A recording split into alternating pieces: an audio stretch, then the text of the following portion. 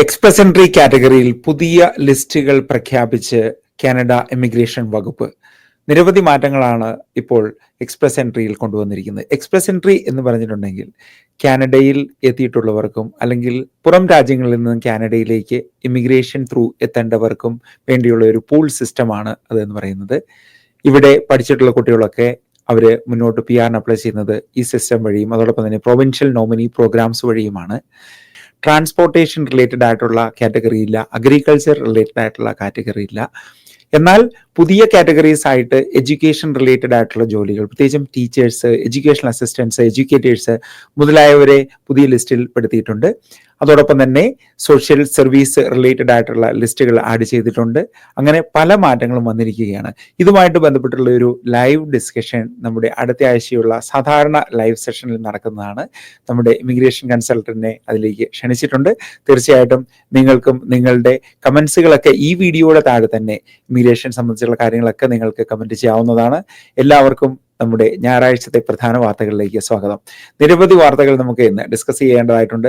പ്രത്യേകിച്ചും Canada US വാർത്തകൾ, അതോടൊപ്പം തന്നെ ഒണ്ടാരിയോ ഇലക്ഷന്റെ വാർത്തകൾ, അങ്ങനെ പല വാർത്തകളുമുണ്ട്. അവസാനം വരെ കാണുക. അതോടൊപ്പം തന്നെ ചാനൽ സബ്സ്ക്രൈബ് ചെയ്യാൻ വേണ്ടി മറക്കാതിരിക്കുക.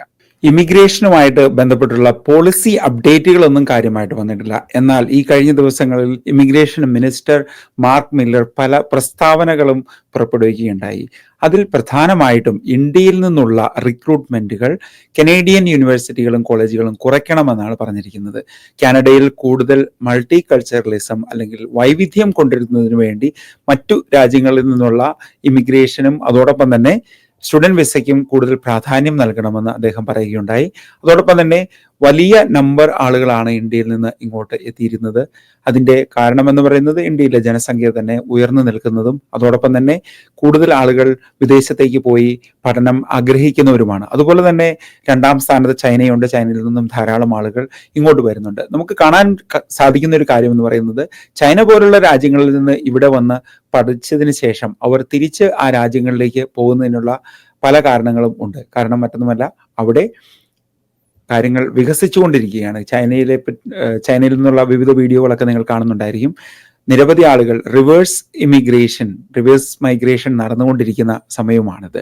ഇന്ത്യയിലും അതുപോലെ സമീപ കാലത്ത് അങ്ങനെ ഒരു ഭാവി നമുക്ക് കാണാൻ സാധിക്കും. കാരണം പല കാര്യങ്ങളും, അതായത് ഇൻഡസ്ട്രികള്, വിദ്യാഭ്യാസ സ്ഥാപനങ്ങൾ, വിദേശത്തു നിന്നുള്ള നിരവധി വിദ്യാഭ്യാസ സ്ഥാപനങ്ങളൊക്കെ ഇന്ത്യയിലും പ്രവർത്തനം ആരംഭിക്കുവാൻ പോവുകയാണ്. വികസനത്തിന്റെ കുതിപ്പിലേക്ക് തന്നെയാണ് ഇന്ത്യയും പോകുന്നത്. കാരണം നമ്മൾ നാട്ടിൽ നിൽക്കുന്നവർ അവിടെ നിന്ന് ഉള്ള കാര്യങ്ങൾ, പ്രധാനമായിട്ടും +2 ഒക്കെ കഴിഞ്ഞിട്ടുള്ള കുട്ടികളൊക്കെ ആണെങ്കിൽ അവിടെ ഡിഗ്രി പഠിക്കാനുള്ള സാഹചര്യങ്ങൾ നോക്കുക. അതോടൊപ്പം തന്നെ നമുക്കറിയാം, ഡിഗ്രി കഴിഞ്ഞിട്ടുള്ളവരാണെങ്കിൽ കൂടുതൽ എക്സ്പീരിയൻസ് ഒക്കെ ഗെയിൻ ചെയ്ത് അവിടെ കുറേ ജോലികളൊക്കെ ചെയ്ത ശേഷം കാനഡയിലേക്ക് വരികയാണെങ്കിൽ കൂടുതൽ ഓപ്പർച്യൂണിറ്റികൾ ഉണ്ടാവും. നമുക്ക് അതുമായിട്ട് ബന്ധപ്പെട്ടുള്ള ഡിസ്കഷൻസ് ഒക്കെ വെള്ളിയാഴ്ചകളിലെ ലൈവിൽ കഴിഞ്ഞ ആഴ്ച ഞാൻ നടത്തിയിട്ടുണ്ടായിരുന്നു. അത് കാണുവാണെങ്കിൽ നിങ്ങൾക്ക് കൂടുതൽ ഇൻഫർമേഷൻ അതുമായിട്ട് ബന്ധപ്പെട്ട് ലഭിക്കുന്നതാണ്. നിങ്ങൾക്ക് എന്തെങ്കിലും കനേഡിയൻ സ്റ്റഡി റിലേറ്റഡ് ആയിട്ടുള്ള, പ്രത്യേകിച്ചും കാനഡയിൽ വന്ന് സെക്കൻഡ് കോഴ്സ് എടുക്കേണ്ടവർക്കോ അല്ലെങ്കിൽ പുതിയതായിട്ട് സ്റ്റഡി പെർമിറ്റ് നേടി കാനഡയിലേക്ക് എത്തേണ്ടവർക്കോ ഒക്കെ ഈ താഴെ കൊടുത്തിട്ടുള്ള SPS എന്ന് പറയുന്ന നമ്പറിൽ ബന്ധപ്പെട്ടാൽ മതി. നിങ്ങൾക്ക് അതിനുള്ള സേവനങ്ങൾ നൽകുന്നതാണ്. അതോടൊപ്പം തന്നെ കാനഡയിൽ PR ഉള്ളവർക്ക് കൂടുതൽ കാര്യങ്ങൾ പഠിക്കുന്നതിന് വേണ്ടി ഫ്രീ ആയിട്ട് കോഴ്സുകളൊക്കെ ചെയ്യാൻ വേണ്ടിയുള്ള opportunity Canadian skills development centre തരുന്നുണ്ട്. അത് നിങ്ങൾക്കറിയാവുന്നതാണ്. പിന്നെ നമ്മുടെ ഒരു CPR and first aid training അടുത്ത ആഴ്ചയിൽ നടക്കുന്നുണ്ട്. ഇവിടെ സ്കാർബ്രോയിൽ നടക്കുന്ന ട്രെയിനിങ് 10-ാം തീയതിയാണ് നടക്കുന്നത്. അതോടൊപ്പം തന്നെ ലണ്ടൻ ഒണ്ടേരിയോയിൽ ജൽന പബ്ലിക് ലൈബ്രറിയിലും നമ്മുടെ ഒരു ട്രെയിനിങ് നടക്കുന്നുണ്ട്. ലണ്ടൻ നിവാസികൾക്കൊക്കെ അങ്ങോട്ട് വരാം. UK ലണ്ടൻ അല്ല, ഒണ്ടേരിയോ കാനഡയിലുള്ള ലണ്ടനാണ്. അപ്പോൾ നിങ്ങളെല്ലാം അവിടെ പ്രതീക്ഷിക്കുന്നു. ഒണ്ടേരിയോയിലെ ഇലക്ഷൻ US കാനഡ താരിഫ് പ്രശ്നങ്ങൾക്ക് ഇടയിൽ തന്നെയാണ് വിളിച്ചിരുന്നത്. ഏതാണ്ട് 2 ആഴ്ച മുമ്പ് അനൗൺസ് ചെയ്തു. ഇലക്ഷൻ കഴിഞ്ഞു. ഇപ്പോഴത്തെ പ്രീമിയർ ആയിട്ടുള്ള ഡഗ് ഫോർഡ് തന്നെയാണ് മുന്നോട്ടും ഭരണം തുടരുന്നത്. വിവിധ പാർട്ടികളുടെ നിലകളാണ് നിങ്ങൾക്ക് കാണാവുന്നത്. അതിൽ വളരെ ഇൻട്രസ്റ്റിംഗ് ആയിട്ടുള്ള പല പാർട്ടികളും നമ്മൾക്ക് കാണാൻ സാധിക്കും. നമ്മുടെ നാട്ടിലെ കമ്മ്യൂണിസ്റ്റ് പാർട്ടി ആണോ എന്ന് എനിക്കറിയില്ല. ഇവിടെയും കമ്മ്യൂണിസ്റ്റ് പാർട്ടി എന്നൊരു ലിസ്റ്റ് നമുക്ക് കാണാൻ സാധിക്കുന്നതാണ്. അതോടൊപ്പം തന്നെ നിരവധി ഇൻഡിപെൻഡന്റ് കാൻഡിഡേറ്റ്സ് നിൽക്കുന്നുണ്ടായിരുന്നു. NDP ആണ് രണ്ടാമത്തെ സ്ഥാനത്ത് നിൽക്കുന്നത്. മൂന്നാം സ്ഥാനത്തേക്ക് ഇപ്പോൾ ലിബറൽ പോയിരിക്കുകയാണ്. ലിബറൽ പാർട്ടിയുടെ ഒണ്ടാരിയോ ലീഡർ തന്നെ ഇവിടെ പരാജയപ്പെട്ടിരിക്കുകയാണ്. നമുക്കറിയാം ഇനി ഫെഡറൽ ഇലക്ഷൻ അധികം താമസിയാതെ തന്നെ ഉണ്ടാവും. അതിനുവേണ്ടിയുള്ള പല കാര്യങ്ങളും ഇപ്പോൾ പാർട്ടികൾ പ്രിപ്പയർ ചെയ്തുകൊണ്ടേയിരിക്കുകയാണ്. ഇപ്പോഴത്തെ പ്രധാന പ്രശ്നമായിട്ടുള്ള US കാനഡ താരിഫ് തന്നെയാണ് പ്രധാന പ്രചരണ അജണ്ട എന്ന് പറയുന്നത്. നമുക്കറിയാം ഇനി താരിഫ് വരാൻ വേണ്ടി അധിക ദിവസങ്ങളില്ല. അതിനുവേണ്ടിയുള്ള ചർച്ചകളും കാര്യങ്ങളും ഒക്കെ മുന്നോട്ട് തുടരുകയാണ്. നമ്മുടെ താരിഫുമായിട്ടുള്ള ചർച്ചകൾ അടങ്ങുന്ന പല വീഡിയോസും ചെയ്തിട്ടുണ്ടായിരുന്നു. അപ്ഡേറ്റ്സ് നിങ്ങളെ അറിയിക്കുന്നതാണ്. പ്രത്യേകിച്ചും കാനഡ ഒരു നല്ല വാർത്തയിലേക്കാണ് പോകുന്നത്. പ്രധാനമായിട്ടും ഇവിടുത്തെ GDP ഇപ്പോൾ ഉയർന്നിരിക്കുകയാണ്. പ്രതിവർഷം വളർച്ച കൈവരിക്കുന്ന കാനഡയുടെ ഇക്കോണമി ഈ തവണയും ഉയർന്നിരിക്കുകയാണ്. അതൊരു നല്ല വാർത്തയാണ്. എന്നാൽ താരിഫ് വന്നിട്ടുണ്ടെങ്കിൽ ഇതൊക്കെ താഴോട്ട് പോകും എന്ന് തന്നെയാണ് ബാങ്ക് ഓഫ് കാനഡയുടെ മേധാവി പറഞ്ഞിരിക്കുന്നത്. നമുക്ക് ഇനി മുന്നോട്ട് നോക്കിയിരുന്ന് തന്നെ കാണാം. ഭവന നിർമ്മാണ മേഖലയിലൊക്കെ വളരെയധികം സ്വാധീനം ഇതിന് ചെലുത്താൻ സാധിക്കും.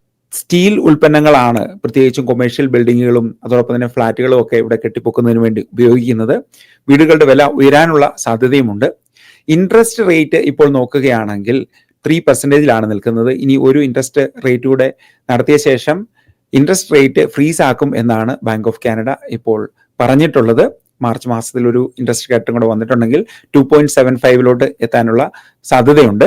നമുക്കറിയാം ആളുകളുടെ മോർഗേജ് ഒക്കെ വളരെയധികം പ്രതിമാസ അടവ് തന്നെ കൂടി നിൽക്കുന്ന ഒരു സമയമാണ്. പലരും കുറഞ്ഞ ഒരു ഇൻട്രസ്റ്റ് പ്രതീക്ഷിക്കുന്നുണ്ട്. പ്രത്യേകിച്ചും വീടുകളൊക്കെ എടുത്തിട്ടുള്ളവരൊക്കെ കോവിഡിന്റെ സമയത്തൊക്കെയായിരുന്നു ആളുകൾ കൂടുതലും എടുത്തിരുന്നത്. ആ സമയത്തൊക്കെ 1.4 മുതൽ 2% വരെയൊക്കെയുള്ള മോർഗേജുകളാണ് ഇപ്പോൾ തുടരുന്നത്.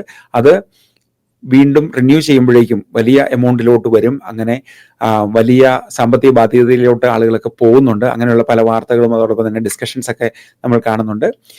നല്ല വീടുകൾ ഇപ്പോൾ റെന്റിന് എടുക്കാൻ പറ്റുന്ന ഒരു സമയവുമാണിത്. കാരണം റെന്റൊക്കെ അല്പം കുറഞ്ഞു നിൽക്കുന്ന ഒരു സമയമാണ്. ഇപ്പോൾ ഒണ്ടേരിയോയിലൊക്കെ ആണെങ്കിൽ പ്രത്യേകിച്ചും ടൊറന്റോയിലൊക്കെ ബേസ്മെന്റിന്റെ ഒക്കെ റെന്റൊക്കെ ഇപ്പോൾ കുറഞ്ഞിട്ടുണ്ട്. പുതിയതായിട്ടൊക്കെ വരുന്നവരുണ്ടെങ്കിൽ നന്നായിട്ട് തന്നെ സെർച്ച് അറൗണ്ട് ചെയ്യുക. അതോടൊപ്പം തന്നെ വിവിധ വാട്സപ്പ് ഗ്രൂപ്പുകളിലൊക്കെ ജെന്യൂൻ ആയിട്ടുള്ള എൻക്വയറീസ് വരുന്നുണ്ട്. അപ്പോൾ ഇവിടെയുള്ള ബന്ധങ്ങളൊക്കെ പോയി ഉപയോഗിച്ച് നിങ്ങൾക്ക് നോക്കാവുന്നതാണ്. PR വരുന്നവരുണ്ടെങ്കിൽ കോൺടാക്ട് ചെയ്യാൻ പഠിക്കേണ്ടത്. തീർച്ചയായിട്ടും നിങ്ങൾക്ക് ഇവിടെ വീട് ഒക്കെ കിട്ടുന്നതിനുള്ള ലീഡ്സ് ഒക്കെ ഞാൻ ഇമെയിൽ അയച്ച് തരാം.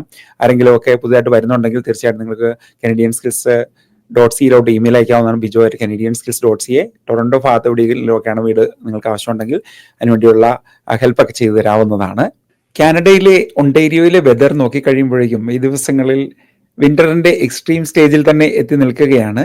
ഈ ദിവസങ്ങളിലൊക്കെ മഞ്ഞ് പെയ്യുന്നുണ്ടായിരുന്നു. ഈ വർഷത്തെ മഞ്ഞുവീഴ്ച പല സമയങ്ങളിൽ കൂടിയും കുറഞ്ഞും നിൽക്കുകയായിരുന്നു. കഴിഞ്ഞ വെള്ളിയാഴ്ച 4 സെന്റിമീറ്റർ വേണ്ടിയിട്ടുണ്ടായിരുന്നു. അത് പെട്ടെന്ന് ഉരുകിപ്പോയി. പിന്നെ വീക്കെൻഡിൽ നന്നായിട്ട് വീണ്ടും മഞ്ഞ് പെയ്തു. അതിപ്പോൾ നിൽക്കുന്നുണ്ട്. സ്നോ റിമൂവലിന്റെ കാര്യങ്ങളൊക്കെ ഇപ്പോൾ എല്ലാ സിറ്റികളും ചെയ്തുകൊണ്ടേ ഇരിക്കുകയാണ്. എന്നാൽ ഈ വർഷം കടുത്ത ചൂടും ഉണ്ടാവാനുള്ള സാധ്യതയുണ്ടെന്നുള്ള കാലാവസ്ഥ മുന്നറിയിപ്പുകളും ഇപ്പോൾ വന്നുകൊണ്ടിരിക്കുകയാണ്. സ്പ്രിംഗ് സീസൺ ആരംഭിക്കുന്നത് മാർച്ച് 20 ശേഷമാണ്. അപ്പോൾ ഐസൊക്കെ ഉരുകി ചെടികളൊക്കെ പൂത്തെളിഞ്ഞു തുടങ്ങും. അതിനുശേഷം ആണ് നമ്മുടെ സമ്മറിലോട്ട് കാനഡ കടക്കുന്നത്. സമ്മറിന് വേണ്ടി എല്ലാവരും വെയിറ്റ് ചെയ്തുകൊണ്ടിരിക്കുകയാണ്. ഈ സമയങ്ങളിലൊക്കെ നിരവധി ആളുകൾ ടൂറുകളൊക്കെ പോകുന്ന ഒരു സമയമാണ്. പ്രത്യേകിച്ചും മാർച്ച് ബ്രേക്കിന്റെ സമയത്ത് പല പ്രോഗ്രാംസും കിഡ്സിന് വേണ്ടി നടക്കുന്നുണ്ട്. അതോടൊപ്പം തന്നെ വിദേശ രാജ്യങ്ങളിലേക്കൊക്കെ ആളുകൾ പോകുന്നുണ്ട്. സ്നോ ബേർഡ്സ് ആയിട്ട് ഫ്ലോറിഡയിലോട്ട് പോകുന്നവരുണ്ട്. അല്ലെങ്കിൽ മെക്സിക്കോയിലേക്കും കോസ്റ്റാറിക്കയിലേക്കും മറ്റു രാജ്യങ്ങളിലേക്കും ഒക്കെ പോകുന്നവരുണ്ട്. പല ട്രാവൽ പാക്കേജുകളും പല ഏജൻസികളും ഇപ്പോൾ ലഭ്യമാക്കുന്നുണ്ട്. US കാനഡ ബന്ധങ്ങൾ ചർച്ചകൾ എല്ലാം ഈ ദിവസങ്ങളിൽ തുടർന്നുകൊണ്ടേയിരിക്കുകയാണ്. താരിഫ് ഒഴിവാക്കാനുള്ള പല മാർഗങ്ങളും ഇവിടുത്തെ പ്രീമിയേഴ്സും ഉദ്യോഗസ്ഥരും നേതാക്കളും ഒക്കെ ചേർന്ന ടീം കാനഡ നടത്തിക്കൊണ്ടേയിരിക്കുന്നു. ട്രംപിന്റെ ഓവൽ ഓഫീസിൽ നിന്നുള്ള പല അപ്ഡേറ്റ്സും നമുക്ക് ഇപ്പോൾ സോഷ്യൽ മീഡിയയിലും വാർത്തകളിലുമൊക്കെ നിറഞ്ഞു നിൽക്കുന്നതായിട്ട് കാണാം. ട്രംപ് എപ്പോഴും ഹെഡ്ലൈൻസ് ക്രിയേറ്റ് ചെയ്യാൻ വേണ്ടി എല്ലാ ദിവസങ്ങളിലും തന്നെ പല കാര്യങ്ങളും പ്രസ്താവനകളാക്കി ഇറക്കുന്നുണ്ട്. ഉക്രൈൻ്റെ പ്രസിഡന്റിന്റെ അവിടെ ഉള്ള സന്ദർശനങ്ങളും കാര്യങ്ങളും ഒക്കെയായിരുന്നു ഈ ദിവസങ്ങളിലെ വാർത്തകൾ. കാനഡയിലേക്കുള്ള കയറ്റുമതിയിലും ഇറക്കുമതിയിലുമുള്ള താരിഫ് അത് പ്രധാന ചർച്ചയാണ്.